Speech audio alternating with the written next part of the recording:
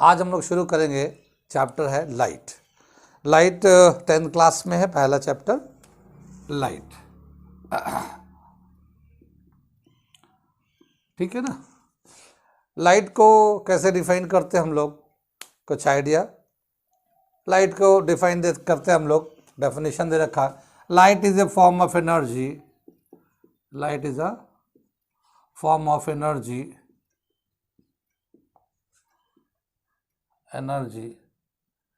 which help us to see the objects,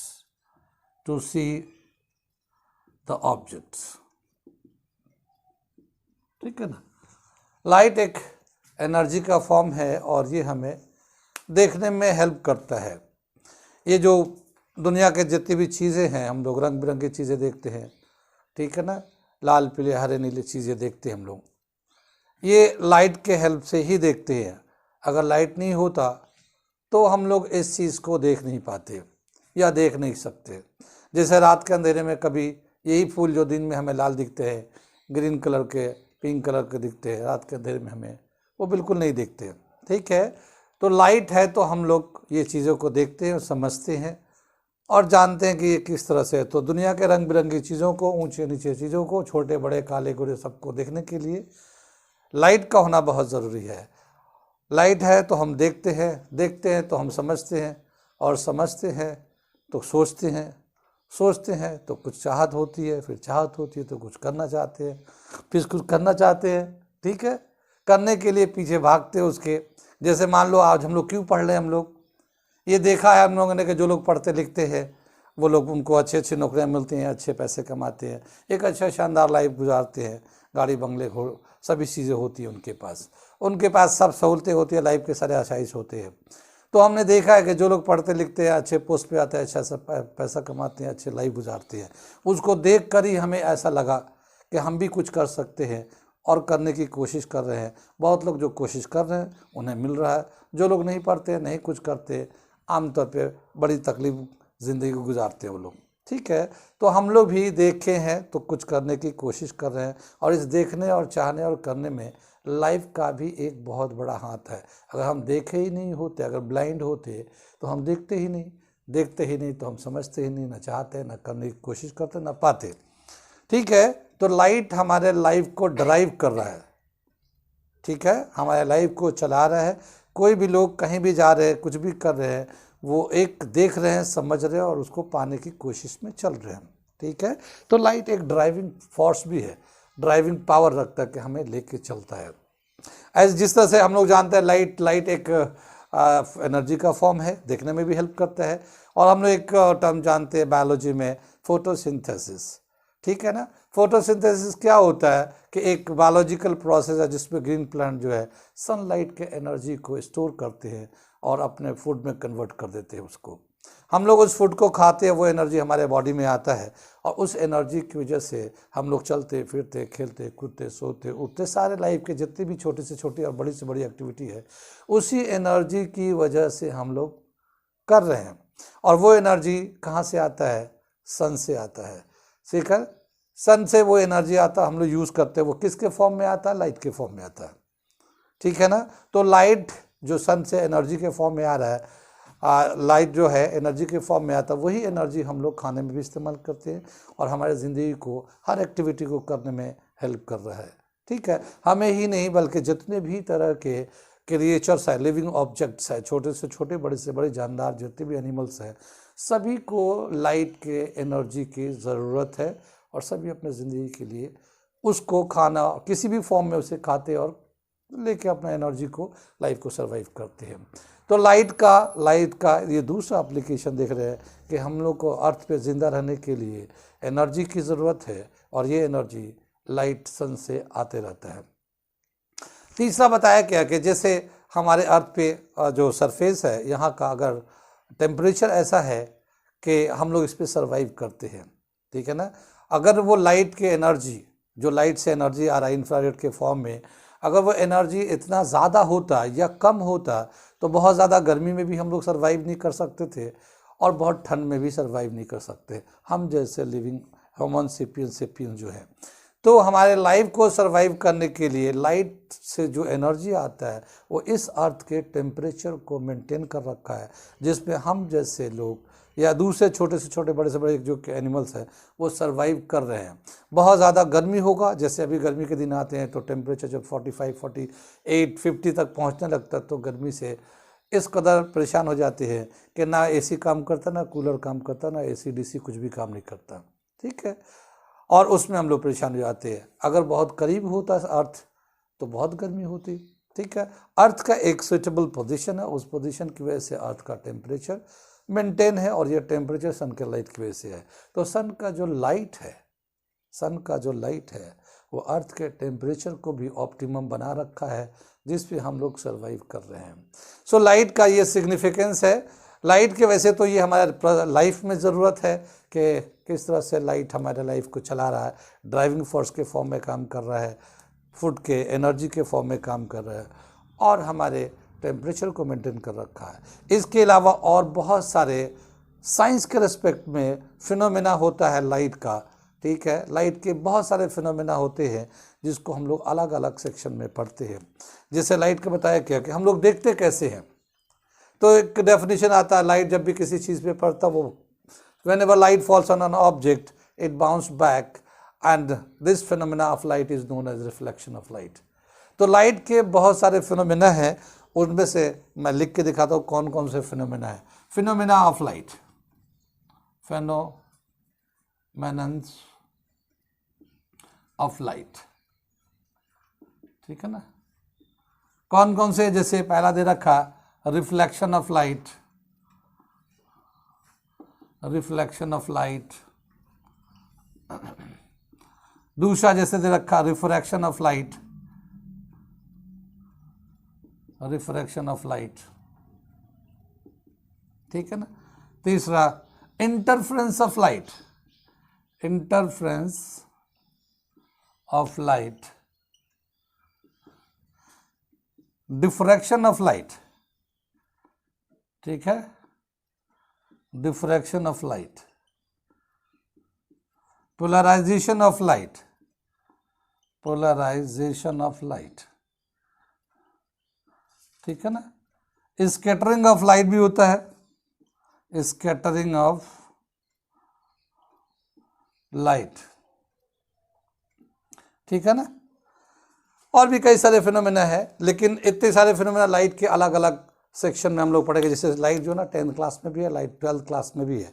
तो अभी हम लोग जैसे 10th क्लास में पढ़ेंगे reflection of light and refraction of light. ये दो फिनोमेना हम लोग यहाँ पे पढ़ेंगे यहाँ पे, और इसको देखेंगे कि क्या होता है, क्या क्या उसके लॉज है, प्रॉपर्टीज है इसमें। इन दो को बाकी बड़े क्लास में पढ़ेंगे, इससे रिलेटेड 12th क्लास में पूरा डिटेल में दे रखा है। ठीक है, मैं जो है यहाँ पे जो टॉपिक पढ़ाने जा रहा हूँ या पढ़ाऊँगा उसमें ये आपके वो एकेडमिक में भी काम आएगा। जो बच्चे एकेडमिक में हैं, जैसे 10th क्लास में है, वो अपने स्कूल की पढ़ाई कर रहे हैं, कोचिंग कर रहे हैं, स्कूल जा रहे हैं, समझ में नहीं आ रहा तो हमारे चैनल से उसको पढ़ सकते हैं। सारी चीज़ें एकेडमिक के हिसाब से हम पढ़ाएंगे, बताएंगे और कराएंगे। एकेडमी के साथ साथ एकेडमी के बाद जैसे हाई स्कूल के पास अगर कोई कहीं पे टेस्ट देना चाहते हैं तो ऑब्जेक्टिव क्वेश्चन आते हैं, उस तरह के ऑब्जेक्टिव क्वेश्चन फाउंडेशन के हिसाब से मैं आपको कराऊंगा इस टॉपिक पे। ठीक है ना, इन टॉपिक्स पे तो जितने भी टेस्ट कहीं पे भी देना, जैसे बहुत लोग एएमयू में जाना चाहते हैं, एएमयू के टेस्ट देते हैं, साइंस के, डिप्लोमा इंजीनियरिंग के, जामिया के भी देते हैं साइंस डिप्लोमा इंजीनियरिंग के लिए, उन सब में ये सब काम आएंगे। और उसके ऑब्जेक्टिव भी हम कराएंगे, थोड़ा सा हम अपग्रेड कर देंगे इन सब टॉपिक से रिलेटेड क्वेश्चंस को, ऑब्जेक्टिव को, ताकि यही foundation of NEETs and JEE का होगा फाउंडेशन।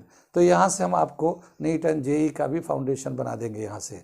तो आप हमारे चैनल को सब्सक्राइब करें और देखें, सब्सक्राइब करें, शेयर करें और लाइक करें, और आप हमसे जुड़े ताकि आपको एक कंटिन्यूस सारे इन्फॉर्मेशन इसके सब्जेक्ट के हिसाब से कंटिन्यूस आपको मिलता रहे, आप घर बैठे पढ़ते रहे। ठीक है, रिफ्लेक्शन ऑफ लाइट पहला टॉपिक हम लोग कर रहे हैं। इसमें रिफ्लेक्शन ऑफ लाइट का डेफिनेशन कैसे देते हैं। Whenever light false, whenever light falls on the surface and come back in the same medium,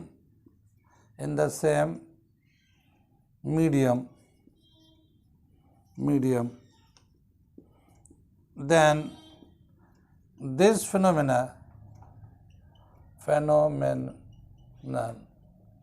is known as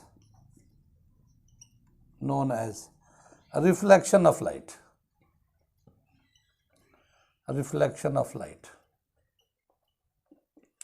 इसको पूरा डेफिनेशन इस तरह से करते हैं हम लोग। इसको दो छोटा डेफिनेशन भी दे रखा है, जैसे bounce back in the same medium is called reflection of light. Bounce back in the same medium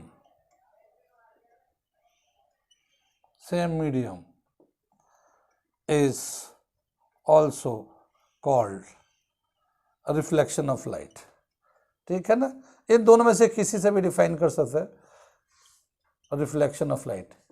ठीक, इसको जैसा एक मिरर के हिसाब से दिखते हैं, एक सरफेस बेसिस से, ये सरफेस है, तो ये सरफेस पे अगर ये हम लोग लेते हैं, ठीक है, एक लाइट जो है ना इधर से आता है, इसको हम लोग बोलते हैं इंसिडेंट रे। ठीक है, ये लाइट है, इधर से आता है, ये इंसिडेंट रे है, और इधर गया ये, इसको हम लोग बोलते हैं रिफ्लेक्टेड रे। ठीक, इसका एक हम लोग यहाँ पे नॉर्मल ड्रॉ करते हैं, इसे हम लोग नॉर्मल कहते हैं, ये इसको इंसिडेंट रे, इसे कहते हैं रिफ्लेक्टेड रे। ठीक है, और ये कहलाता है नॉर्मल।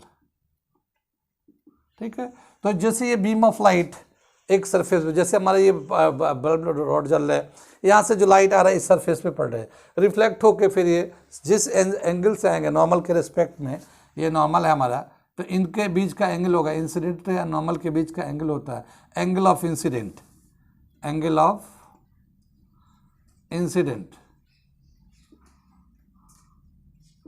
और ये जो एंगल है इसको एंगल ऑफ रिफ्लेक्शन बोलते हैं, एंगल ऑफ रिफ्लेक्शन। ठीक है ना, तो बोला क्या कि ये आर से दिखाते इसको, angle of reflection.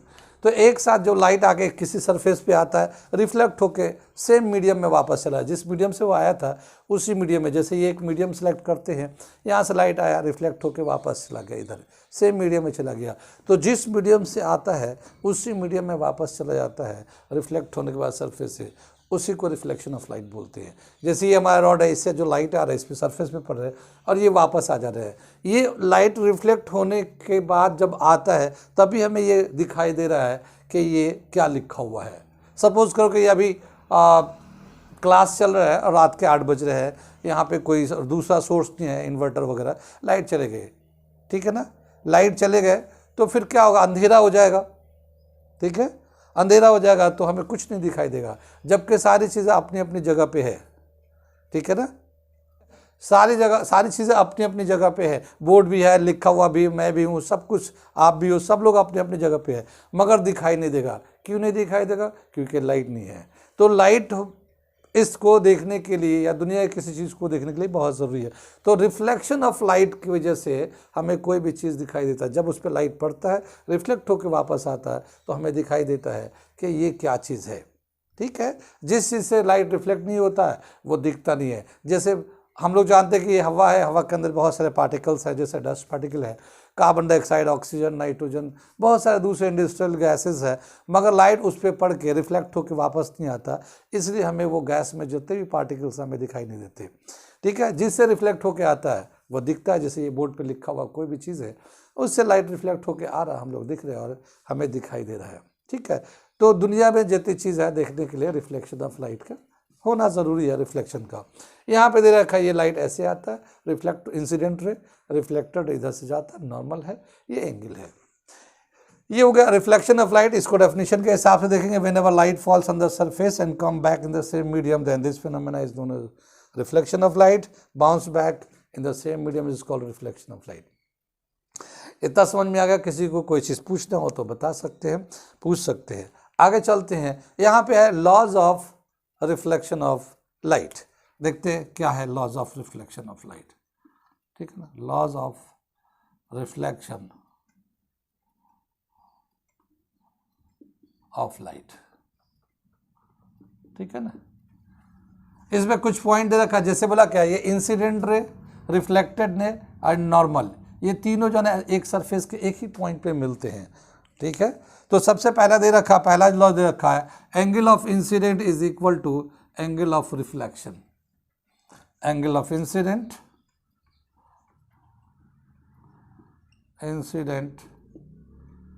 Is equal to angle of reflection. ये तो पहला पॉइंट हो गया लॉस के हिसाब से सरफेस पे। दूसरा दे रखा है incident ray,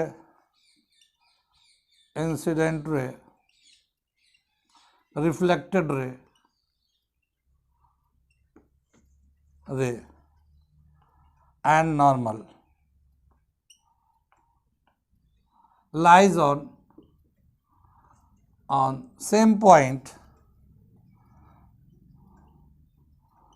of the surface के सेम पॉइंट पे ही आता है ये तीनों, ठीक है। ये laws of reflection of light के दो लॉज आते हैं। इसके अलावा और भी कई सारी चीज़ें चेंज होती हैं, वो हम बता रहे हैं इसमें क्या क्या चेंज होते हैं और क्या क्या नहीं होता है। जैसे जब भी कभी लाइट एक मीडियम में चलता है तो उसमें उस मीडियम में लाइट की जो स्पीड है उस मीडियम में सेम रहता है हर जगह, और लाइट स्ट्रेट लाइन में मूव करता है, ठीक है। अब जब से ये लाइट आया इधर से रिफ्लेक्ट होगा उसी मीडियम में चला गया, तो ये जो रिफ्लेक्टेड लाइट है उस लाइट का जो वेलोसिटी होगा, फ्रीक्वेंसी होगा, वेवलेंथ होगा, सब सेम रहेगा।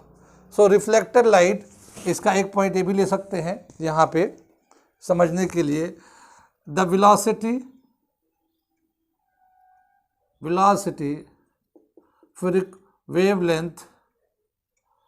wavelength and frequency remain same of reflected rays, ठीक है ना।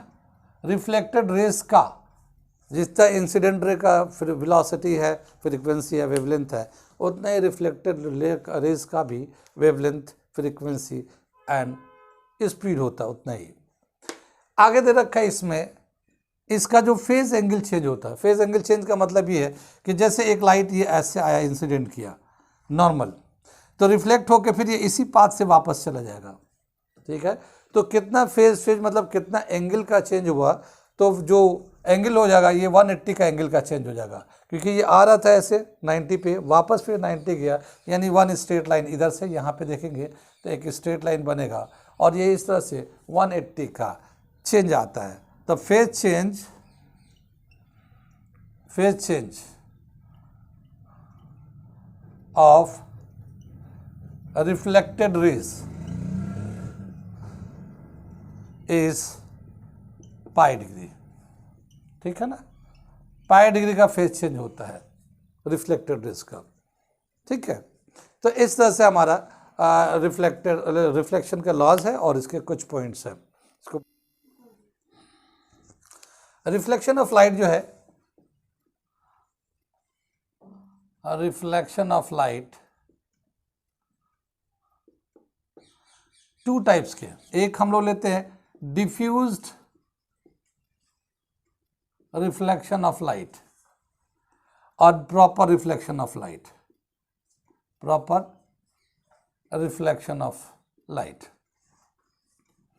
डिफ्यूज रिफ्लेक्शन ऑफ लाइट से क्या होता है, ये हमें देखने में आसानी हो जाती है।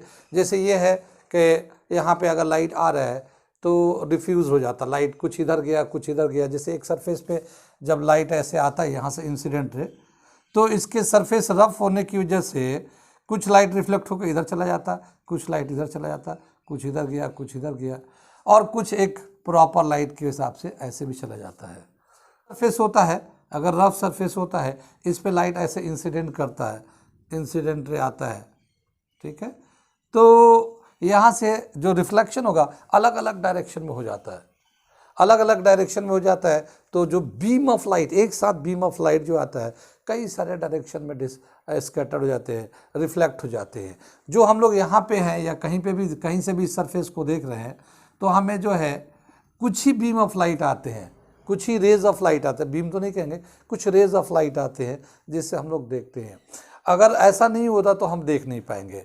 जैसे प्रॉपर रिफ्लेक्शन ऑफ लाइट में क्या होता है, एक मिरर ले लेते हैं हम लोग, इस तरह से मिरर ले लेते हैं और एक लाइट ऐसे आया, इंसिडेंट किया, ये रिफ्लेक्ट होकर गया, तो ये क्या होगा, जितने बीम ऑफ लाइट सरफेस पे आएंगे वो सभी के सभी रिफ्लेक्ट होके एक प्रॉपर डायरेक्शन में जाएंगे। जैसे मान लो हम लोग, एक हमारा दोस्त है, इसके हाथ में मिरर है, लाइट आ रहा है सन से, उसने सन की तरफ रख के और उसको हमारी तरफ रिफ्लेक्ट कर दिया, तो हमारी तरफ क्या होगा, बहुत सारे लाइट आएंगे, हमें दिखाई नहीं देगा, ठीक है ना, हमें दिखाई नहीं देगा, हम उतने लाइट में हम इजीली देख नहीं पाते। या कभी कभी हम लोग गाड़ी चलाते हैं, रास्ते में चलते हैं, तो देखते हैं सामने वाला गाड़ी का हेडलाइट का बिल्कुल लाइट मेरे मुंह पे आ रहा है, तो इतने सारे बीम्स ऑफ लाइट आते हैं, तो उसमें हमारी विजिबिलिटी बिल्कुल ख़त्म हो जाती है, हम देख नहीं पाते हैं। और उसके कार के पीछे दो दूसरी कारें होती है, वो हमें दिखाई नहीं देता, बाइक है या कोई पैदल चल रहा है, वो दिखाई नहीं देता। जब हम लोग उसके पीछे जाएंगे तो बिल्कुल अंधेरा हो जाता थोड़े टाइम के लिए, ठीक है, फिर दोबारा से हमें रीगेन करते हम लोग देखना शुरू होता है, लेकिन उतनी बीम ऑफ लाइट जब आएगा तो उसमें हम लोग देख नहीं पाते। तो प्रॉपर रिफ्लेक्शन ऑफ लाइट में क्या होता है, लाइट एक बीम के फॉर्म में आता है, रिफ्लेक्ट होकर प्रॉपर डायरेक्शन में जाता है, तो सबके सब रेज उस तरफ जाते हैं, उसमें हम लोग देख नहीं पाएंगे, वो हमारे लिए देखने के लायक नहीं है, उस लाइट में, रिफ्लेक्ट लाइट में हम देख नहीं सकते। लेकिन डिफ्यूज लाइट जब रफ सरफेस होता है, जैसे ये हमारे दीवारें हैं, बोर्ड है, और भी जो सरफेस है, रफ सरफेस होता है, जब उस पर लाइट पड़ता है तो अलग अलग डायरेक्शन में लाइट के जो रेजेस हैं स्कैटर होता है, जो जिधर पड़ता है उधर कुछ रेज रिफ्लेक्ट होकर हमारी आंखों तक आते हैं, उस लाइट से भी हम लोग देख पाते हैं कि ये क्या चीज़ है, और हमें उसमें ज़्यादा तकलीफ नहीं होता है, ठीक है ना। कभी कभी हम लोग देखा होगा, फिल्म देखने जाते हैं, कभी फिल्म तो देखा होगा सिनेमा हॉल में, ठीक है, इन भैया को समझा दे, सिनेमा हॉल में जाते हैं, ठीक है ना, तो फिल्म जाते हैं, टिकट कटाते हैं, तो देखो सस्ते वाले टिकट भी होते हैं, 20 रुपया 25 रुपया के भी टिकट होते हैं, और 200 रुपया 300 250 रुपये के भी टिकट होते हैं। लेकिन क्या देखा गया कि जो 200-250 रुपये का टिकट लेगा वो तो पीछे बैठाया जाएगा, चलो भाई पीछे बैठ जाओ, पीछे 200 रुपये का टिकट लिया, और जो लोग 20 रुपया 25 रुपया 30 रुपये का टिकट लिया है वो बिल्कुल सामने स्क्रीन के सामने होते हैं, ठीक है। और वो तो ऐसा होता है, जब देखते हैं तो सिनेमा में मान लो शाहरुख खान की फिल्म आ रही है तो हाथ लगा के शाहरुख खान से हाथ मिलाते हैं और पकड़ भी लेते हो, तो ऐसा होता है ना फिल्म में। लेकिन जो 300 रुपये का टिकट लिया वो तो पीछे बैठा हुआ, तो जो 20 रुपये का टिकट लिया 30 रुपये का, उसका डबल फ़ायदे में फिल्म भी देख रहा है और बिल्कुल करीब से देख रहा है, और जो 200-250 रुपये का टिकट लिया वो पीछे बैठा हुआ है, वो तो खाली देखता ही है, कुछ पकड़ नहीं पाता, ठीक है। ऐसा क्यों होता है कि महंगा टिकट वाले पीछे और सस्ते टिकट वाले आगे, ठीक है ना, आगे बैठते हैं। ऐसा इसलिए कि सिनेमा हॉल में जब जाते हैं हम लोग फिल्म देखते हैं, तो एक जगह से प्रोजेक्टर होता है, वहाँ से बीम ऑफ लाइट को प्रोजेक्ट किया जाता है, वो एक स्क्रीन होता है, बड़ा सा 70 mm का पिक्चर स्क्रीन होता है, तो उस पर जो लाइट आते हैं, पिक्चर भी आता तो उस पर दिखाई देता, पिक्चर चल रहा होता है। लेकिन उस पर्दे से, स्क्रीन से बहुत सारे लाइट रिफ्लेक्ट होके आते हैं अलग अलग डायरेक्शन में, तो जो लोग सामने के रो में या सेकंड थर्ड फोर्थ रो में बैठते हैं उनकी आंखों में बहुत सारे रेजेज आते हैं, ठीक है। उतने सारे रेजेस जब कंटिन्यूस आते रहेंगे, 2 घंटे 3 घंटे की फिल्म जब देख रहे होंगे एक ब्रेक में, तो वो आँखों को इतनी देर तक ऐसे रखना और इतने रेजेस को आँखों में जाने से आँखों पे बहुत ज़ोर पड़ता है, ठीक है ना। और उससे लगातार अगर कई बार अगर फिल्म आगे बढ़ के देखते रहेंगे तो आँख की रोशनी कम होने का खतरा रहता है। लेकिन जो लोग दूर बैठ के देखते हैं उनके लाइट रिफ्लेक्ट होके उनके पास उतने नहीं आते, वहाँ जाते जाते रिफ्लेक्टेड लाइट की इंटेंसिटी कम हो जाती है और बहुत नॉर्मल लाइट वहाँ पहुँचता है पीछे वाले लोगों को, तो उनकी आँख पे इफेक्ट नहीं होता है, ठीक है। तो वो उनको देखने में कंफर्टेबल भी लगता है, बहुत ज़्यादा तनाव खिंचाव भी नहीं होता, ऐसे भी नहीं देखना पड़ता, ठीक है। तो काफ़ी एक डायरेक्शन भी उनको मैच कर जाता है और कम इंटेंसिटी आने की वजह से उनको आसानी भी लगता है। तो इसलिए जब लाइट रिफ्लेक्ट होता है, जैसे मैंने बताया कार से जब कार के हेडलाइट से लाइट आएगा, बाइक का या किसी भी सोर्स से लाइट बहुत ज़्यादा आएगा, तो ऐसे कंडीशन में देखना बहुत मुश्किल हो जाता है, ठीक है, और आँखों को बहुत तकलीफ होता है, ठीक है। तो डिफ्यूज़ लाइट जो है हमें हेल्प करता है देखने के लिए। प्रॉपर रिफ्लेक्शन ऑफ लाइट में हम लोग देख नहीं पाते। लेकिन laws of reflection of light को अगर हम लोग स्टडी करना चाहते हैं, law of reflection of light को, तो उसके लिए प्रॉपर रिफ्लेक्शन ऑफ लाइट ही होना चाहिए। तभी हम लोग law of reflection of light बताया, अभी angle of incidence angle of reflection के बराबर अभी बताया था। तो वो जो है वो प्रॉपर रिफ्लेक्शन ऑफ लाइट के कंडीशन में ही हो सकता है। ऐसे डिफ्यूज लाइट में वो सब हम लोग नहीं देख पाते हैं। तो ये हुआ डिफ्यूज लाइट जो देखने में हेल्प करता है, proper reflection of light, laws of reflection light के और बाकी जो उसके फिनोमेना है या कैरेक्टरिस्टिक है उसको समझने में बहुत हेल्प करता है। हम लोग रिफ्लेक्शन ऑफ लाइट को समझना चाहते हैं तो उसके लिए एक सरफेस होगा जिस पे लाइट पड़ेगा और लाइट रिफ्लेक्ट होके आएगा उसी मीडियम में। तो reflection, proper reflection of light के लिए सरफेस का बिल्कुल पॉलिश्ड या स्मूथ सरफेस होना चाहिए। तो पॉलिश सरफेस, और मिरर भी ले सकते हैं हम लोग, मिरर को भी यूज़ कर सकते हैं, मिरर ही यूज़ करते हैं। मिरर जो है या पॉलिश सरफेस जो है 2 टाइप्स के लेते हैं हम लोग, एक होता है प्लेन मिरर, एक होता है कर्व मिरर। तो देखेंगे हम लोग कि रिफ्लेक्शन ऑफ लाइट, उसके इमेज और उसके कैरेक्टरिस्टिक प्लेन मिरर में क्या होता है और कर्व मिरर में क्या होता है। कर्व मिरर अपने नेचर के हिसाब से 2 टाइप्स के हैं। कर्व मिरर अपने नेचर के हिसाब से 2 टाइप्स के हैं। वो है एक कॉनकेव मिरर, ठीक है ना, और दूसरा है कॉन्वेक्स मिरर, कॉन्वेक्स मिरर, ठीक है। ये 2 टाइप्स के हैं। तो अब हम लोग देखने जा रहे हैं रिफ्लेक्शन बाय प्लेन मिरर और उसके कैरेक्टरिस्टिक, ठीक है। रिफ्लेक्शन बाय प्लेन मिरर, इसको हम लोग रे डायग्राम भी बोल सकते हैं, रे डायग्राम बाय प्लेन मिरर, ठीक है ना। एक प्लेन मिरर हम लोग लेते हैं, यहाँ पे ये हमारा मिरर है, प्लेन मिरर। एक हम प्रिंसिपल एक्सिस ले लेते हैं, यहाँ से ऑब्जेक्ट लिया, इसकी साइज ये है, एक रेज है यहाँ से जा रहा है। ऐसे तो बहुत सारे रेजेस निकलते हैं, पर रे डायग्राम बनाने के लिए हम लोग 2 रेज का यूज़ करते हैं। एक रेज जो ऐसे बिल्कुल parallel to principal axis, parallel to principal axis गया, ये गया और रिफ्लेक्ट होकर वापस इधर से चला जाएगा, ठीक है। और इसके पीछे तो जाएगा ना मिरर के, तो हम लोग पीछे के लिए बढ़ाने के लिए हम लोग डॉटेड लाइन आगे बढ़ा देते हैं। ये डॉटेड लाइन का मतलब ये है कि ये रियल लाइन नहीं है बल्कि ये वर्चुअल लाइन है, इस तरह से। और एक दूसरा रे लेते हैं जो पोल, ये पोल लेते हैं, इस पर एक इंसिडेंट रे, ये गया इंसिडेंट रे, और एक इसका रिफ्लेक्टेड रे हो गया। ये एंगल ऑफ इंसिडेंट कहलाता है, ये एंगल ऑफ रिफ्लेक्शन आर कहलाएगा। इंसिडेंट रे, रिफ्लेक्टेड रे। रिफ्लेक्टेड है मिरर है, मिरर के पीछे जा नहीं सकता, तो अगर हम लोग पीछे की तरफ प्रोड्यूस करते हैं तो यहाँ पे ये प्रोड्यूस होकर चला गया, ये ठीक है ना।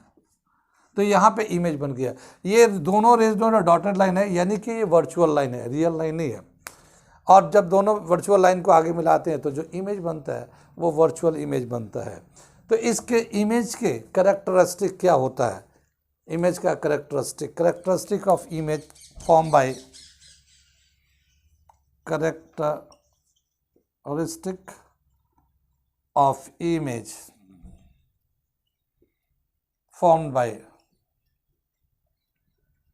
प्लेन मिरर, ठीक है ना। प्लेन मिरर से बनने वाला जो इमेज है इसका क्या कैरेक्टरिस्टिक होता है, इसको कैरेक्टरिस्टिक हम लोग बता रहे। इसका ये जो इमेज है, सबसे पहला कैरेक्टर दे रखा है, ये इमेज वर्चुअल इमेज है, वर्चुअल इमेज, ठीक है ना। पहला कैरेक्टर तो वर्चुअल इमेज होता है। इरेक्ट होता है, इरेक्ट मतलब हुआ जैसे ये ऑब्जेक्ट ऐसे रखा होता है ऐसा ही यहाँ पे इमेज बना हुआ है, उल्टा नहीं हुआ है, तो इरेक्ट है। ये इरेक्ट है, इक्वल इन साइज है, इक्वल इन साइज, यानी जो ऑब्जेक्ट का साइज है, साइज ऑफ द ऑब्जेक्ट यानी height of the object is equal to height of the image. दोनों का हाइट बराबर है, ना छोटा होता ना बड़ा होता है, ठीक है ना। इसी तरह से दे रखा है you, distance of object, distance of object from mirror, mirror, ये हम लोग यू यहाँ से यहाँ तक दिखाएंगे, मिरर से लेके ये distance of object from the mirror is equal to v distance of image, distance of image from mirror. ये दोनों बराबर होते हैं, u एंड v दोनों बराबर है, u is equal to v। ठीक है, ये इस तरह से दे रखा है, u is equal to v। एक और दे रखा laterally inverted, laterally inverted. Plane mirror में जितने भी इमेज बनते हैं वो लेटरली इन्वर्टेड। लेटरली इन्वर्टेड का मतलब अगर हम लोग बी अगर लिखा हुआ इस तरह से, तो मिरर के पीछे देखेंगे तो ये बी हमें ऐसे दिखेगा, ठीक है ना, ये उल्टा दिखेगा। तो बहुत सारे जो है जैसे इंग्लिश में कितने अल्फ़ाबेट होते हैं, 26 होते हैं, जानते हैं 26 अल्फ़ाबेट्स होते हैं। बहुत सारे अल्फ़ाबेट्स ऐसे हैं जब मिरर में देखेंगे तो उनका रिफ्लेक्टेड इमेज भी वैसे ही होगा, लेकिन बहुत सारे इमेज उसके ऐसे बनेंगे बिल्कुल डिफरेंट। जैसे हम लोग देखते हैं जितने भी एम्बुलेंस होते हैं, एम्बुलेंस में जो अल्फ़ाबेट है वो उल्टे ऐसे लिखे जाते हैं।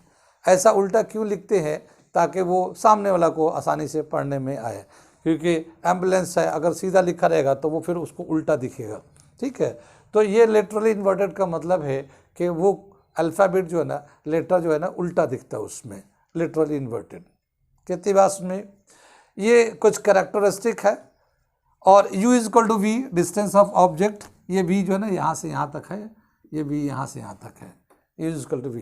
ठीक है, आगे एक चीज़ और दे रखा है इसमें कि अगर मान लो यहाँ से यहाँ तक ये 5 सेंटीमीटर है, 5 सेंटीमीटर है, तो v भी 5 सेंटीमीटर होगा बिल्कुल। अगर ऑब्जेक्ट को 2 सेंटीमीटर आगे बढ़ा दें, यानी ऑब्जेक्ट को 2 सेंटीमीटर हम यहाँ ले जाते हैं, तो अब यहाँ से यहाँ तक u कितना हो जाएगा, 3 सेंटीमीटर। तो इमेज कहाँ जाएगा, इमेज भी यहाँ 3 सेंटीमीटर यहाँ आ जाएगा ये, और यहाँ v का जो वैल्यू होगा वो 3 सेंटीमीटर हो जाएगा। ठीक है ना, तो u जब 2 सेंटीमीटर आगे चल के मिरर से 3 सेंटीमीटर पे है, तो इमेज भी 2 सेंटीमीटर इधर आ गया और 3 सेंटीमीटर का डिस्टेंस हो गया। यानी कि एक तरफ से 2 सेंटीमीटर का चेंज किया तो ऑब्जेक्ट एंड इमेज के बीच में 4 सेंटीमीटर का डिफरेंस आया। इसको बोलते हैं relative change in position of object and image. तो क्या दे रखा है इसका, relative change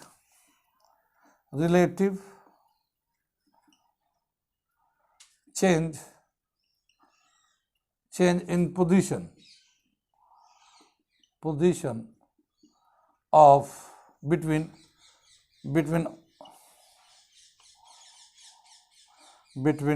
object and image is equal to twice। ठीक है ना, ट्वाइस का मतलब 2 टाइम्स हो जाता है, वो ट्वाइस आ जाता है ये। इसका रिलेटिव वेलोसिटी में भी बोलते हैं। अगर रिलेटिव वेलोसिटी मान लो ये ऑब्जेक्ट 2 सेंटीमीटर पर सेकंड के स्पीड से अगर मिरर की तरफ जा रहा है, तो इनके बीच में एक सेकंड के बाद इनके बीच में कितना रिलेटिव डिस्टेंस हो जाएगा, तो 2 to 4 सेंटीमीटर का चेंज आ जाएगा। एक सेकंड में 4 सेंटीमीटर का चेंज आएगा। अगर ये 2 सेंटीमीटर पीछे जा रहा है यानी दूर जा रहा है, तो इमेज भी 2 सेंटीमीटर उधर दूर चला जाएगा पर सेकंड के हिसाब से। यानी एक सेकंड में 4 सेंटीमीटर का डिफरेंस हो जाएगा इनका ऑब्जेक्ट एंड इमेज के डिस्टेंस में। तो रिलेटिव चेंज जो है ना ट्वाइस हो जाता है। रिलेटिव चेंज इन पोजीशन का है, रिलेटिव चेंज इन वेलोसिटी भी कह सकते हैं इसको, इनमें ट्वाइस का चेंज आता है। कितनी बात समझ में आई। तो प्लेन मिरर का रे डायग्राम का ये कैरेक्टरिस्टिक होता है। यहाँ तक आपको कोई डाउट हो तो पूछ ले, वरना आगे बढ़ते हम लोग। अगला जो टॉपिक है, image formed by number of image का लिया, number of image formed by two inclined plane mirror. ठीक है ना, दो प्लेन मिरर है, दोनों आपस में एक सर्टेन एंगल पे इंक्लाइंड है, और अगर उसके बीच में जैसे हम ये इसको देखते हैं, ये देख लिया, ये एक मिरर है, एक मिरर ये है, इनके बीच का एंगल ये थीटा ले लेते हैं। एक ऑब्जेक्ट को अगर हम लोग यहाँ रखते हैं तो कितनी दफ़ा वो इमेज बनेगा और कितने नंबर ऑफ इमेजेस बनेंगे। ठीक है। जैसे एक लाइट इधर से जाएगा, ये पहले इस पे जाएगा, रिफ्लेक्ट होकर फिर यहाँ आएगा, फिर ये तिरछा होगा तो फिर यहाँ से जाएगा। तो ऐसे बहुत सारे इमेजेस बनते हैं, ठीक है ना, एक ही ऑब्जेक्ट के। जैसे हम लोग सैलून की दुकान में जाते हैं बाल कटवाने, ड्रेस कराने के लिए, तो जब बैठते हैं तो पीछे भी दिखता है, आगे भी दिखता है, उस वाले मिरर में भी दिखता है। तो एक ही ऑब्जेक्ट के कई सारे इमेजेस बनते हैं। तो कितने इमेजेस बनेंगे, दो प्लेन मिरर जब एक दूसरे के सर्टेन एंगल पे इंक्लाइंड होंगे, तो उसका एक फॉर्मूला दे रखा है, उस फॉर्मूले के हेल्प से हम लोग करेंगे।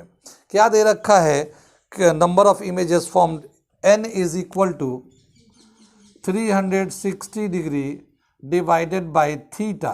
थीटा ये वाला एंगल, ठीक है, थीटा ये एंगल है, और -1 भी लेते हैं हम लोग, -1 भी लेते हैं।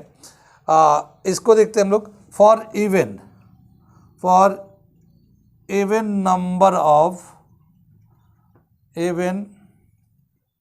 नंबर ऑफ इमेजेस, ये फॉर्मूला है, ठीक है ना। एक फॉर्मूला दे रखा है 360 degree upon theta -1 for even number of images. क्या मतलब हुआ इसका कि 360 डिग्री ऊपर हो गया, इन दोनों का बीच का एंगल मान लो जितना भी है वो यहाँ ले लिए, डिवाइड करने के बाद हमें आता है इवन नंबर, जैसे 2 4 6 8, अगर ऐसे आता है तो फिर उसमें से 1 माइनस कर देंगे तो ऑड नंबर ऑफ इमेजेस आता है। आंसर हमेशा हमारा जो नंबर ऑफ इमेज बनेगा वो ऑड नंबर आता है, इवन नहीं आता। तो यहाँ पे जैसे मान लो अगर इसको डिवाइड करने के बाद इवन आता है तो हमें उसमें से 1 माइनस कर लेंगे।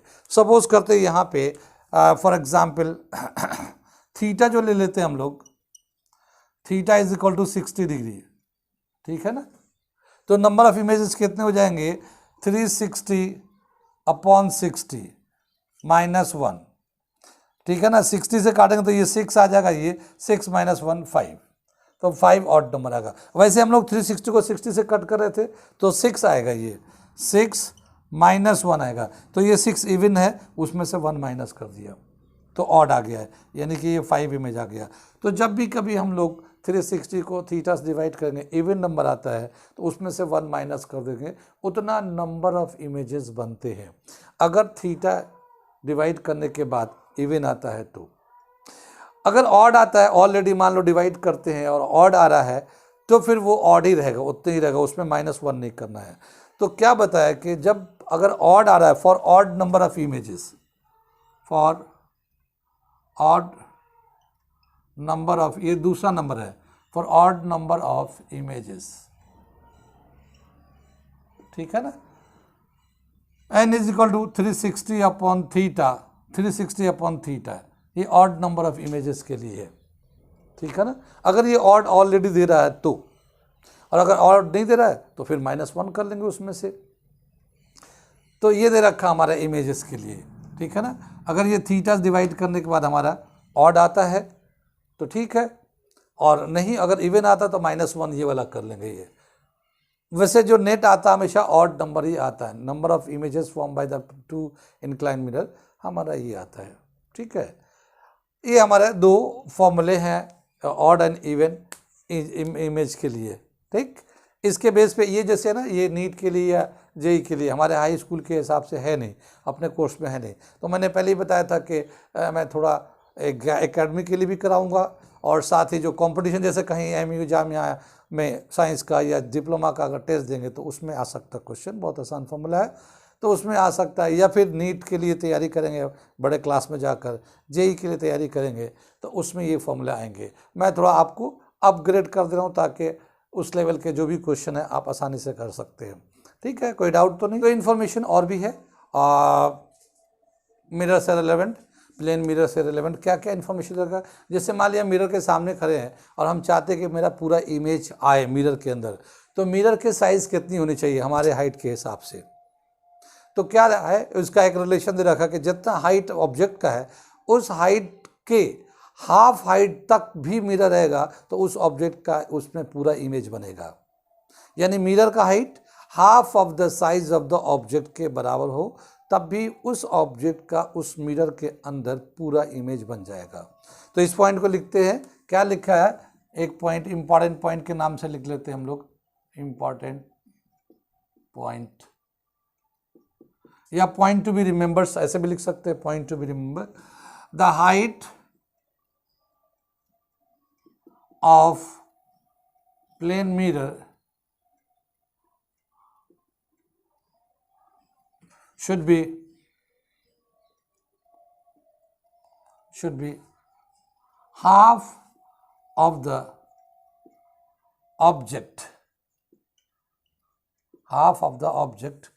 to form full image, ठीक है ना। यानी कि किसी बॉडी का पूरा इमेज उस मिरर में बनेगा तो उस मिरर के उस ऑब्जेक्ट से क्या रिलेशन होना चाहिए। तो height of mirror is equal to h by height of the object by 2, ठीक है ना। ऑब्जेक्ट का जो हाइट है उसका आधा होगा हाइट ऑफ द मिरर, तब भी उसमें कंप्लीट इमेज बन जाएगा। हाइट आधा से ज़्यादा होगा कोई बात नहीं, अच्छी बात है। मिरर जैसे हम लोग घरों में होते हैं, घरों में जो मिरर लगा होता है अलमीरे के अंदर, तो हमारे हाइट से भी ज़्यादा होता है, तो हम लोग खड़े होकर अपने बाल बनाते हैं, देखते हैं, ठीक है। लेकिन अगर वो छोटा हो और हमारा पूरा इमेज दिखे उसमें, तो उस मिरर का हाइट हमारे हाइट यानी आदमी के ऑब्जेक्ट के हाइट से आधा भी होगा, तब भी उसमें पूरा इमेज बन जाएगा। तो ये एक रिलेशन होता है। दूसरा बताया क्या, दूसरा एक, ये तो फर्स्ट पॉइंट का हो गया। दूसरा बताया क्या कि एक मिरर है, हमारे पीछे वॉल है, वॉल की हाइट जितनी भी है, उस वॉल को उस मिरर में हम देखना चाहते हैं, तो उस मिरर की हाइट कम से कम कितना होगा इस वॉल के रेस्पेक्ट में, ताकि पूरा वॉल भी उस मिरर में आ जाए। तो क्या बताया, height of the mirror should be 1/3 height of the wall के हाइट का 1/3 भी अगर हाइट ऑफ द मिरर होगा तो उस वॉल का इमेज उस मिरर में बन जाएगा। तो height of mirror should be 1/3 height of wall, ठीक है ना। ये रिलेशन दे रखा, मिरर का height 1/3 height of the wall के बराबर होगा, तब भी complete to obtain complete image of wall. The height of mirror should be 1/3 height of wall, ठीक है। कितनी बात सुन में, ये हमारा reflection of light plane mirror और कुछ उसके इम्पॉर्टेंट पॉइंट्स है, ठीक है। अभी हम लोगों ने क्लास में देखा कि reflection of light by plane mirror ray diagram बनाया और देखा कि क्या क्या कैरेक्टरिस्टिक होता है। कुछ हम लोगों ने दो प्लेन मिरर जो होती हैं, अगर आपस में सर्टेन एंगल पे होते हैं तो कितने नंबर ऑफ इमेजेस बनते हैं, तो इसको हम लोगों ने देखा। अब इसके बाद हम लोग देखते हैं कुछ इस कंसेप्ट के बेस पे कुछ सवाल हम लोग करते हैं, ऑब्जेक्टिव क्वेश्चन करते हैं, ठीक है। तो ये पहला क्वेश्चन दे रखा हम लोगों ने। पहला क्वेश्चन क्या दे रखा है, which of the following statement is correct, इनमें से कौन सा स्टेटमेंट करेक्ट है।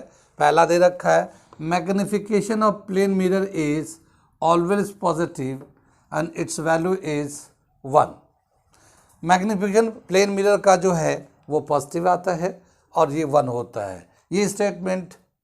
दूसरा दे रखा है, the focal length of plane mirror is infinity. तीसरा, the relative velocity is twice of velocity of object. And चौथा दे रखा है, ऑल आर करेक्ट, ठीक। कौन सा आंसर होगा इसका, कोई आइडिया? इसका आंसर है ऑल आर करेक्ट, ठीक है। कैसे पता चला, देखो मैग्निफिकेशन बाय प्लेन मिरर में जब हम लोग मैग्निफिकेशन निकालते हैं, मैग्निफिकेशन निकालने के फॉर्मूला है height of the image upon height of the object, ठीक है। तो प्लेन मिरर में क्या देखा, जितना बड़ा हाइट ऑफ इमेज होता है, जितना बड़ा ऑब्जेक्ट होता है उसी हाइट का इमेज भी होता है, दोनों का हाइट बराबर होता है। तो जब ये हम लोग दोनों बराबर होगा कैंसिल करेंगे तो ये 1 हो जाता है। ये वर्चुअल इमेज बनता है, प्लेन मिरर में वर्चुअल इमेज बनता है, और वर्चुअल इमेज का हमेशा ही पॉजिटिव आता है मैग्निफिकेशन।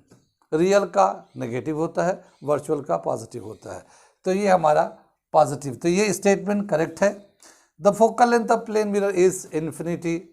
फोकल लेंथ कितना होता है प्लेन मिरर का? इन्फिनिटी होता है, क्योंकि उसका कोई कर्व ऐसा नहीं होता कि जो रेज जा रहे हैं parallel to principal axis reflect होकर कहीं प्रिंसिपल एक्सिस पे मिलते हैं या इंटरसेक्ट करते हैं। ये सीधा जाते हैं, रिफ्लेक्ट होकर वापस चले जाते हैं, या फिर पीछे की तरफ प्रोड्यूस करते हैं। तो फोकल लेंथ प्लेन मिरर का इन्फिनिटी होता है, बहुत बड़ा होता है। The relative velocity is twice of velocity of object. हमने बताया था कि जब हम लोग डिस्टेंस कम करते हैं या कोई ऑब्जेक्ट है मिरर की तरफ जाए या मिरर से दूर जाए, दोनों कंडीशन में जितना वो डिस्टेंस ट्रैवल करेगा 1 सेकंड में, उतने ही इमेज का भी डिस्टेंस उसी के रेस्पेक्ट में चेंज होता है। और इस तरह से उसका जो रिलेटिव वेलोसिटी हम लोग बोलेंगे या रिलेटिव चेंज इन पोजीशन होगा, वो ट्वाइस ऑफ ऑब्जेक्ट होगा। ठीक है, ऑब्जेक्ट को ही मूव कर सकते, इमेज तो बनेगा हमारा प्लेन मिरर में, इसलिए ऑब्जेक्ट का। तो ये तीनों ही स्टेटमेंट करेक्ट है, आंसर है डी। ठीक है, कोई डाउट तो नहीं? ठीक है, ये हमारा नेक्स्ट क्वेश्चन आ गया। नेक्स्ट क्वेश्चन क्या दे रखा है ये, an incident ray makes an angle of 40 degree with the surface of the plane mirror, with the surface of the plane mirror, what is the angle between incident ray and reflected ray. एक जो incident ray है वो surface के साथ 40 degree का angle बनाता है, तो इंसिडेंट रिफ्लेक्टेड रे के बीच में कितने का एंगल होगा? कोई आंसर इसमें दे रखा, पहला चॉइस देगा 40 degree, 80 degree, 100 degree and 180 degree. इनमें से कौन सा आंसर होगा? कोई आइडिया?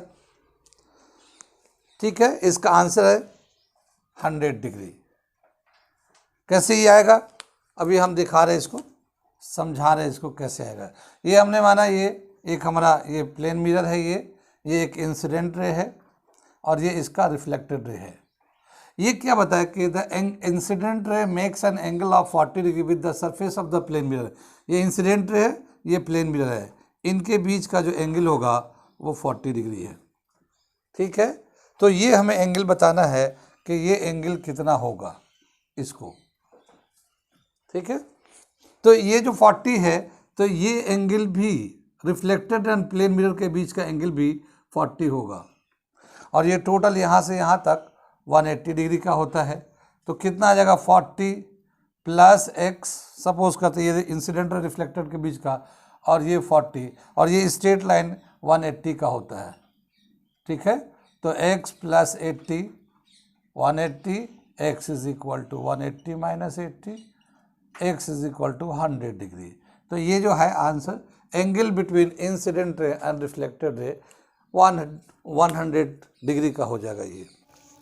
ये जो क्वेश्चन हम लोगों ने एक मेथड से भी किया था, दूसरे मेथड से भी हम लोग इस क्वेश्चन को दूसरे मेथड से भी कर सकते हैं। जो दूसरा मेथड है, हम लोग जानते हैं कि ये नॉर्मल होता है। ये नॉर्मल का मतलब है ये यहाँ से यहाँ तक 90 का एंगल बनता है। ठीक है, और ये एंगल ऑलरेडी क्वेश्चन में दे रखा था 40 डिग्री। तो जब हम लोग आई प्लस 40 यानी angle of incident I plus 40 degree लेंगे, तो ये नॉर्मल से ये 90 के बराबर हो जाएगा, ये 90 डिग्री। तो angle i is equal to 90 minus 40 degree, i is equal to 50 degree. ठीक है, तो अगर आई 50 डिग्री का होगा तो I into R, angle I angle R के बराबर है, ये भी 50 डिग्री का होगा। तो टोटल ये आई प्लस आर या इंसिडेंट रे रिफ्लेक्टेड रे के बीच का एंगल ये हो जाएगा I plus R is equal to 50 plus 50 100 degree. I plus R is equal to 100 degree. इस तरह से इसका 100 डिग्री आंसर हो जाएगा।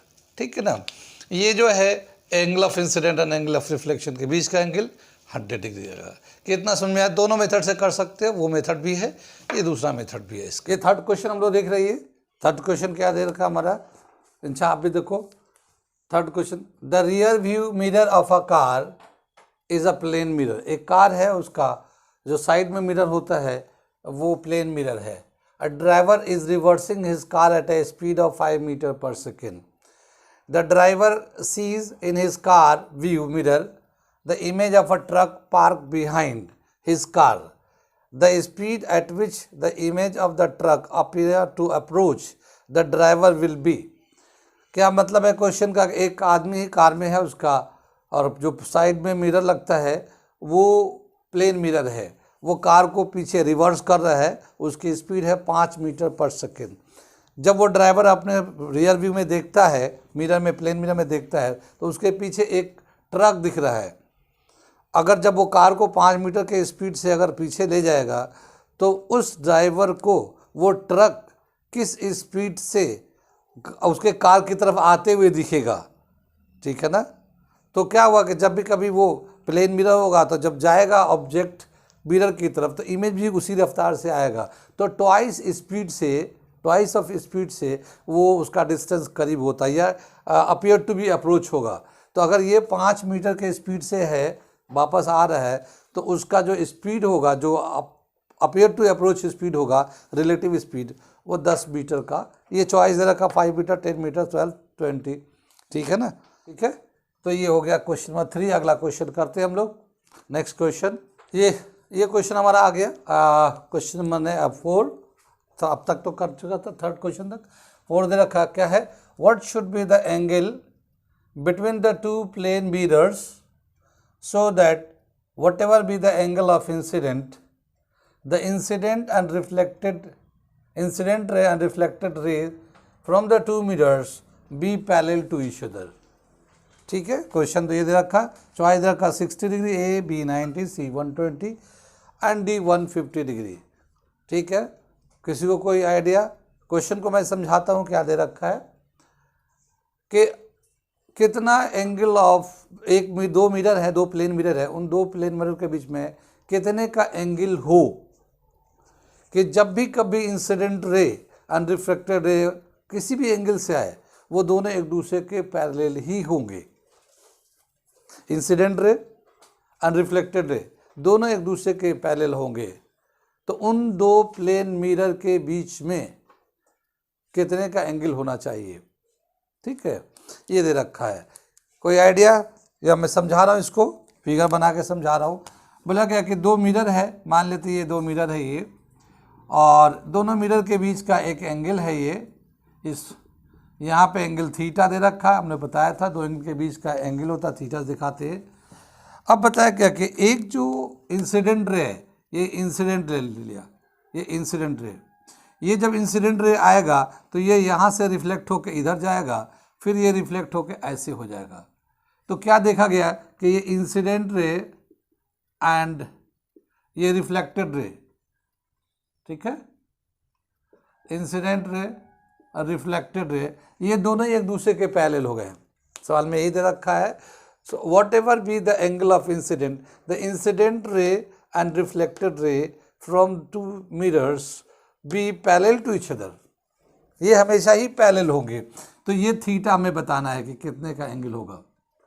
ठीक है, तो ये क्वेश्चन के हिसाब से इसका फिगर हो गया। हम थोड़ा सा पहले ही बताया था कि थोड़ा हायर क्लास का क्वेश्चन भी कराएंगे, ताकि जैसे हम लोग दूसरे क्वेश्चन इंस्टीट्यूट पर टेस्ट देते हैं, एंट्रेंस का टेस्ट देते हैं, तो उसमें थोड़े से क्वेश्चन अपर लेवल के भी आते हैं। जैसे स्पेशली जामिया का डिप्लोमा का अगर फॉर्म भरते हैं तो जामिया के डिप्लोमा में जो क्वेश्चन आते हैं वो +2 लेवल के भी आते हैं, क्योंकि जामिया के डिप्लोमा में क्वेश्चन का लेवल फिज़िक्स का, मैथ का, फिज़िक्स का स्पेशली, केमिस्ट्री का भी थोड़ा हाई स्कूल से ऊपर उठ के होता है। ठीक है, तो ये हम, और बाकी जो फाउंडेशन हो जाएगा नीट जेईई के लिए, फाउंडेशन भी हो जाएगा। तो ये क्वेश्चन के लिए क्या बताया कि सबसे पहले एक इसमें रिलेशन वो बता रहे हैं जो नया है, डेविएशन। क्या? डेविएशन, जो रे ऐसे आया है ये कितना डेविएट किया, बिल्कुल अपोजिट डायरेक्शन में चला गया, आया रिफ्लेक्ट होकर इधर गया, फिर रिफ्लेक्ट होकर इधर गया। तो एक डेविएशन का फॉर्मूला है, प्लेन मिरर पे जब लाइट इंसिडेंट करता है, रिफ्लेक्ट करता है, तो कितना डेविएशन हुआ इंसिडेंट और रिफ्लेक्टेड के बीच में, कितने का एंगल है, तो डेविएशन का एक फॉर्मूला है। ठीक है, तो क्या दे रखा, डेविएशन बाय प्लेन मिरर, ठीक है ना, इस डेविएशन को डेल्टा से दिखाते हैं, प्लेन मिरर डेविएशन को डेल्टा दिखाया, ये दे रखा 360 - 2 थीटा, ये एक फॉर्मूला है इसका, ये थीटा जो है ना ये वाला एंगल है, ये इसका डबल, तो 360 में 2 थीटा माइनस करेंगे, जितना आएगा उतना ही डेविएशन होता है। ठीक है, तो ये इस फॉर्मूले के हिसाब से देखते हैं कि यहाँ पे डेविएशन कितना हो रहा है, कितना डेविएशन हो रहा है यहाँ पे 180, जिस तरह से आया ऐसे रिफ्लेक्ट होकर फिर वापस चला गया, यानी टोटल डेविएशन हुआ यहाँ पे, डेविएशन जो है ना 180 डिग्री का हुआ है। ठीक है ना, डेविएशन ये 360 माइनस 2 थीटा, 2 थीटा को इधर कर लेते हैं, 360 में से 180 माइनस कर दिया, और ये फिर थीटा इज इक्वल टू 180/2 यानी 90 डिग्री। यानी इसका प्लेन मिरर को, अगर दो प्लेन मिरर है, इसका आंसर क्या हो जाएगा, इसका ये बी आंसर आ गया। क्या समझ में आया हमारा कि अगर दो प्लेन मिरर को 90 के एंगल पे रखे तो जब भी कभी कोई भी इंसिडेंट रे आएगा रिफ्लेक्ट होके उसी के पैरेलल जाएगा। ठीक है ना, कोई भी एंगल ऑफ इंसिडेंट हो, कितना भी एंगल ऑफ इंसिडेंट हो, रिफ्लेक्शन के बाद वो पैरेलल हो जाएंगे अगर दो प्लेन मिरर का बीच का एंगल या दो प्लेन मिरर 90 के एंगल पे अरेंज किए गए हैं तो। ठीक है, समझ में आया, ये एक नया फॉर्मूला है डेविएशन से, plus angle between the 2 mirrors उनके बीच का है। ठीक है, कुछ डाउट तो नहीं, ये फॉर्मूला नोट कर लीजिएगा, आपको आगे क्वेश्चन करने में काम आएगा। ठीक है, ओके, अब नेक्स्ट क्वेश्चन करने जाते हैं हम लोग।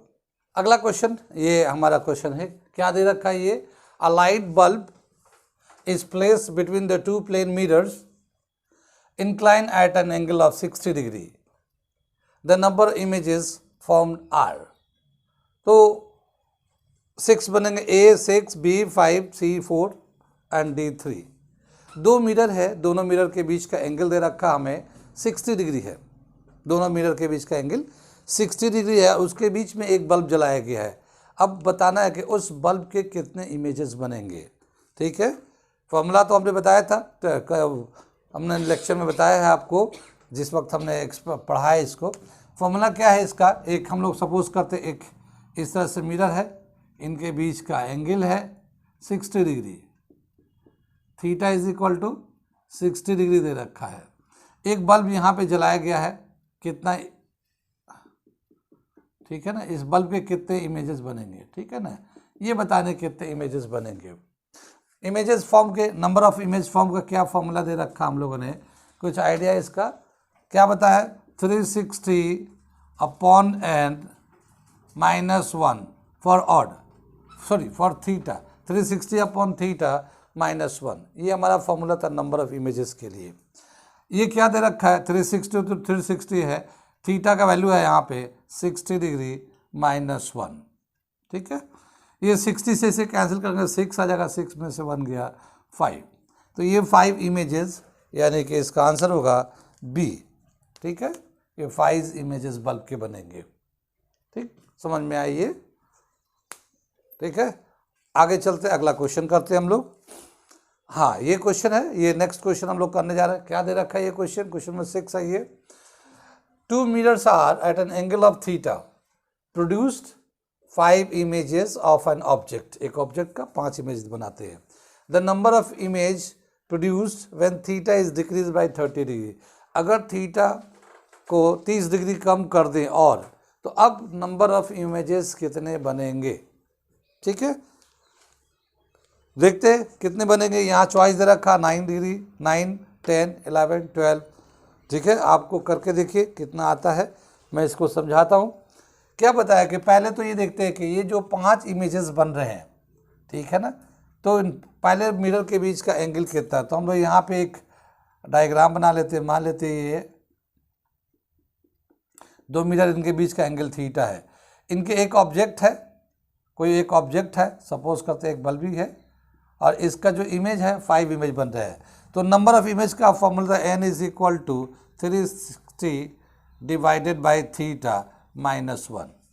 ठीक है, तो यहाँ पे ये थीटा है कितना पहले, तो क्या करेंगे, यहाँ पे 5 इमेज लगा दिए, 360/θ -1, 1 जब इधर लाएंगे तो ये 6 हो जाएगा। ठीक है, तो 6 is equal to 360/θ, theta is equal to 360/6, cancel कर देंगे, कितना आ जाएगा, 60 डिग्री का एंगल आ जाएगा। यानी इन दोनों मिरर के बीच में पहले जो एंगल है वो 60 डिग्री का है, तभी 5 इमेज बन रहे थे। अब क्या बताया कि अगर इसका एंगल 30 डिग्री कम कर दिया जाए तो अब इनके बीच में जो नया एंगल बनेगा, ये मिरर को 30 डिग्री कम करने के बाद और करीब कर दिया गया, तो ये जो है थीटा डैश ले लेते हैं। थीटा डैश कितना होगा, थीटा माइनस 30 डिग्री, ठीक है ना। थीटा पहले कितना था उसमें 30 माइनस कर लेते हैं, तो थीटा डैश पहले 60 था, अब हमने 30 माइनस कर देंगे तो हमें मिल जाएगा theta dash equal to 30 degree. यानी अब जो एंगल होगा दोनों प्लेन मिरर के बीच में वो है 30 डिग्री। अब नंबर ऑफ इमेजेस कितने आएंगे, इसी फॉर्मूले को लगा लेते हैं। तो नंबर ऑफ इमेजेस निकालें, n is equal to 360 upon 30 minus 1, ये 12 माइनस 1 हो जाएगा 11। अब हमें बनेंगे n नंबर ऑफ इमेजेस 11, तो ये हमारा C करेक्ट आंसर है। यहाँ पे कितना समझ में आ रहा है, कुछ आ रहा करने समझ में आ रहा है। अब कोई अगर क्वेश्चन आता है एंगल से रिलेटेड कर सकते हैं आप लोग, ठीक है। ये आ गया, नेक्स्ट क्वेश्चन हम लोग कर रहे हैं। नेक्स्ट क्वेश्चन ये है, क्या दे रखा है, a plane mirror produces a magnification of, plane mirror का मैग्निफिकेशन कितना होता है, -1, +1, 0, बिटवीन 0 एंड इन्फिनिटी। कौन सा होगा आंसर, ये +1। हम लोगों ने बहुत शुरू के ही क्वेश्चन में किया है, इसका मैग्निफिकेशन होगा +1। प्लस इसलिए कि इसका इमेज वर्चुअल होता है प्लेन मिरर पे, इसलिए प्लस है, और 1 इसलिए कि जितना ऑब्जेक्ट का साइज़ होता है उतने इमेज का साइज़ होता है, इसलिए दोनों को कैंसिल करेंगे तो 1 आ जाता है। तो ये बहुत ही आसान क्वेश्चन एक दे रखा है। अब इसके बाद एक अगला क्वेश्चन करते हैं हम लोग, ठीक है। ये आ गया नया क्वेश्चन, ये क्वेश्चन हम लोग कर रहे हैं। क्वेश्चन क्या दे रहा है, क्वेश्चन नंबर 8 है ये, प्लेन मिरर से रिलेटेड। क्या दे रखा, a small object is placed 10 centimetre in front of a plane mirror. If you stand behind the object 30 centimeter from the mirror and look at its image, यहाँ पे comma है, image, the distance focused for your eyes will be, ठीक है, 60 centimetre, 50 centimetre, 40 centimetre, 80 centimetre. इसको हम लोग एक कुछ आइडिया, इसको हम रे डायग्राम बनाकर, इसको एक डायग्राम बनाकर दिखाते हैं कि ये कैसे है। यहाँ पे क्या बताया कि एक मिरर है, प्लेन मिरर है, ये ले लेते हैं, और यहाँ पे एक ऑब्जेक्ट है जो 10 सेंटीमीटर के दूरी पे है। ऑब्जेक्ट है यहाँ से यहाँ तक 10 सेंटीमीटर का डिस्टेंस है। एक क्या देखा है, object place 10 centimetre in front of a plane mirror. If you stand behind the object 30 centimetre, यानी कि अगर हम खड़े होते हैं इस मिरर से 30 सेंटीमीटर के दूरी पे, बिहाइंड द ऑब्जेक्ट यहाँ पे, ठीक है ना, यहाँ पे हम खड़े होकर देखते हैं इसको, ठीक है। तो यहाँ से हमारा मिरर से यहाँ तक का डिस्टेंस 30 है।